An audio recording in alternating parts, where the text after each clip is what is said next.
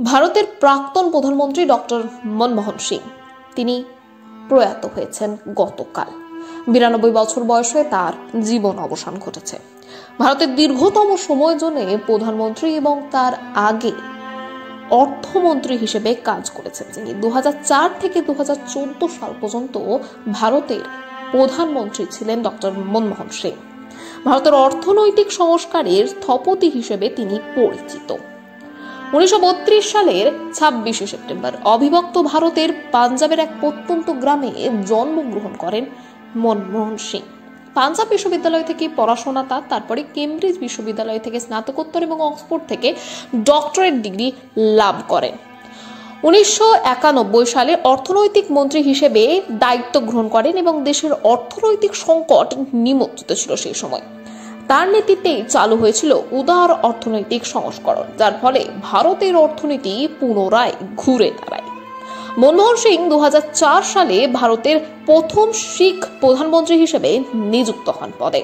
তার নেতৃত্বে ভারত মার্কিন যুক্তরাষ্ট্রের সাথে পারমাণবিক চুক্তি সম্পাদন হয়। তবে তার দ্বিতীয় মেয়াদের দুর্নীতির অভিযোগ তার সরকার সমালোচিত হয়।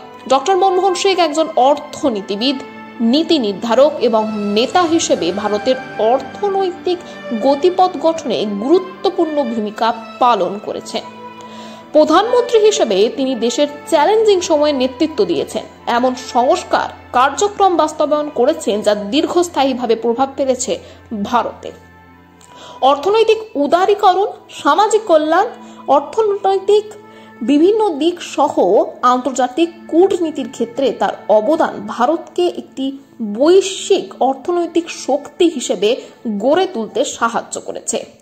1991 সালে অর্থনৈতিক সংকটের সময় যখন ভারতের বৈদেশিক মুদ্রার রিজার্ভ মাত্র 2 সপ্তাহের আমদানি করার মতো ছিল, ঠিক সেই সময় অর্থমন্ত্রী হিসেবে মনমোহন সিং অভূতপূর্ব অর্থনৈতিক সংস্কার চালু করেন। তার নেতৃত্বে ভারতের জিডিপি বিশ্বের দ্রুততম বৃদ্ধি অর্জন করে, লক্ষ লক্ষ মানুষকে দারিদ্রতার বাইরে নিয়ে আসেন তিনি। 2004 থেকে 2014 সাল পর্যন্ত ভারতের 13তম প্রধানমন্ত্রী হিসেবে তিনি 2টি মেয়াদের দায়িত্ব পালন করেন। তার সরকার জাতীয় গ্রামীণ কর্মসংস্থান নিশ্চয়তা আইন এবং তথ্য অধিকার আইনের মতো সামাজিক কল্যাণমূলক কর্মসূচিতে কাজ করে এবং এই আইন চালু করে, যা গ্রামীণ দরিদ্র জনগোষ্ঠীকে ক্ষমতায়িত করতে এবং শাসন ব্যবস্থা উন্নত করতে সাহায্য করে। গ্লোবাল ফিনান্সিয়াল ক্রাইসিসের সময় তার নেতৃত্বে ভারত অনেক দেশের তুলনায় ভালোভাবেই সংকট কাটিয়ে উঠেছিল। প্রধানমন্ত্রী হওয়ার আগে তিনি আর্থিক খাতে গুরুত্বপূর্ণ আইনি সংস্কার তদারকি করেন, ভারতের আন্তর্জাতিক বাণিজ্যের জন্য কৌশল নির্ধারণে ভূমিকা রাখেন। মনমোহন সিং কখনো লোকসভা নির্বাচনে অংশগ্রহণ করেননি। তিনি রাজ্যসভার সদস্য হিসেবে দীর্ঘ 33 বছর দায়িত্ব পালন করেন। অর্থনৈতিক মন্ত্রী বা অর্থমন্ত্রী হিসেবে তার মেয়াদ তিনি উদারীকরণ নীতিমালা প্রবর্তন করেন, ভারতের অর্থনীতির ভিতকে মজবুত করেন। তার অসাধারণ অবদানের জন্য তিনি পদ্মবিভূষণ, ইউরোমনি অ্যাওয়ার্ড, এশিয়া মানি অ্যাওয়ার্ড এবং জওহরলাল নেহেরু জন্মবার্ষিকী পুরস্কার সহ নানান সম্মানে ভূষিত হয়েছেন। ডক্টর মনমোহন সিং এর নেতৃত্বে ও দক্ষতা ভারতকে আর্থসামাজিক ক্ষেত্রে এক নতুন উচ্চতায় উন্নীত করেছে।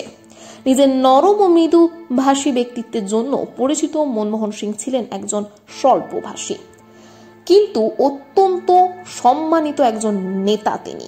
তার অবদান বিশেষ করে অর্থনীতি এবং পররাষ্ট্রনীতিতে ইতিহাসে স্মরণীয় করবে তাকে। ধন্যবাদ।